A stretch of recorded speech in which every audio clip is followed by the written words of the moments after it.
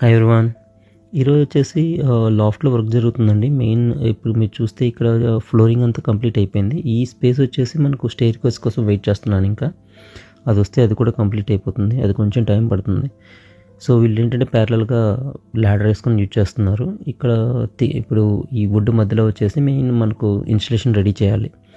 ఈ కేబుల్ చూసారు కదా, మన ఇండియాలో ఏంటంటే మనం కేసింగ్ పెట్టేసి పెడతాము. బట్ ఇక్కడ జస్ట్ వుడ్ మధ్యలో హోల్స్ పెట్టేస్తారు.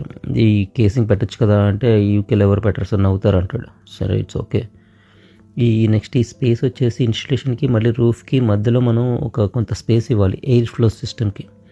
ఆ ఎయిర్ ఫ్లోకి ఈ రెగ్యులేషన్స్ అన్నీ పాటిస్తూ ఉంటేనే మనకు డాక్యుమెంట్ జరుగుతుంది. మెయిన్ ఏంటంటే ఇక్కడ రూల్ ప్రకారం ఈ వెదర్కి 150 mm ఈ థిక్నెస్ ఉండాలి. ఈ ఇన్స్టలేషన్ అది కరెక్ట్గా ఉందా లేదా చూసుకుంటూ ఉండాలి మనం. దట్స్ ఇట్ అండి.